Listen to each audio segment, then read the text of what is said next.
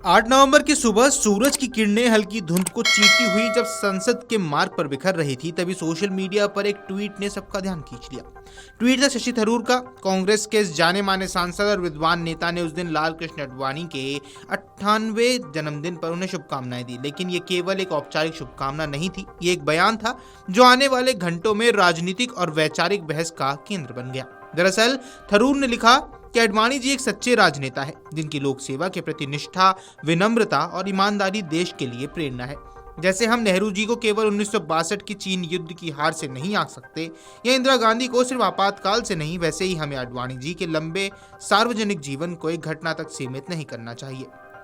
एक साधारण बधाई संदेश से शुरू हुई ये बात धीरे धीरे भारतीय राजनीति में नैरेटिव पर सवाल खड़ा करने लग गई कि क्या किसी नेता को उसकी एक गलती से परिभाषित किया जाना चाहिए। शशि थरूर का यह बयान दरअसल इतिहास के साथ न्याय करने की भी एक अपील है। उन्होंने कहा कि किसी भी व्यक्ति का मूल्यांकन उसके पूरे जीवन, उसकी नीयत और उसके काम के असर से होना चाहिए, न कि सिर्फ एक विवादास्पद घटना के आधार पर। उनकी टिप्पणी अप्रत्यक्ष रूप से 1990 की राम रथ यात्रा पर थी।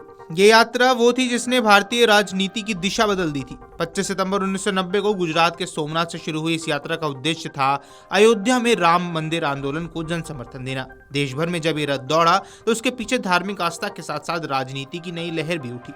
लेकिन यह यात्रा अयोध्या तक नहीं पहुंच सकी। बिहार के तत्कालीन मुख्यमंत्री लालू प्रसाद यादव ने उस रथ को समस्तीपुर में रोक दिया और आडवाणी जी को गिरफ्तार कर लिया। 2 साल बाद 6 दिसंबर 1992 में अयोध्या में बाबरी मस्जिद विध्वंस की घटना हुई, जिसने भारत के सामाजिक और राजनीतिक ताने बाने को हमेशा के लिए बदल दिया। तभी से आडवाणी का नाम उस घटना के साथ गहराई से जुड़ जाता है। थरूर ने ट्वीट पर सोशल मीडिया पर प्रतिक्रिया करते देर नहीं लगाई। उन्होंने सुप्रीम कोर्ट के वरिष्ठ वकील संजय हेगड़े ने लिखा कि माफ कीजिए थरूर साहब, लेकिन इस देश में नफरत के बीज बोना लोक सेवा नहीं कहा जा सकता। ये टिप्पणी तीखी थी, उस पर जो भावना भी दर्शाती थी जो आडवाणी की विरासत पर हमेशा छाई रही। क्या उन्होंने सामाजिक ध्रुवीकरण की राजनीति को जन्म दिया? थरूर ने इस आलोचना का जवाब उसी शालीनता से दिया जिसके लिए वे जाने जाते हैं। उन्होंने कहा, जैसे नेहरू जी के पूरे करियर को चीन की हार से नहीं आंका जा सकता और इंदिरा गांधी को सिर्फ आपातकाल से नहीं, वैसे ही हमें आडवाणी जी के जीवन को भी एक घटना तक सीमित नहीं करना चाहिए। यह इतिहास के साथ अन्याय होगा। उनका तर्क साफ था कि इतिहास को संतुलन से देखना चाहिए, न कि भावनाओं के रंग से। थरूर के ट्वीट ने इसी द्वंद्व को फिर उजागर कर दिया कि क्या किसी व्यक्ति के जीवन में अच्छाई और विवाद दोनों साथ चल सकते हैं।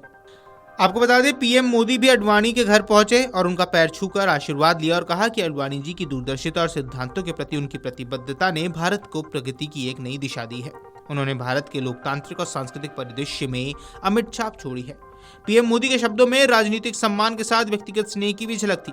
आडवाणी वही व्यक्ति थे जिन्होंने कभी नरेंद्र मोदी को राष्ट्रीय मंच तक पहुंचाने का रास्ता दिया। अब जब मोदी खुद देश के शीर्ष पद पर हैं तो गुरु शिष्य के इस रिश्ते का ये पल प्रतीकात्मक बन गया।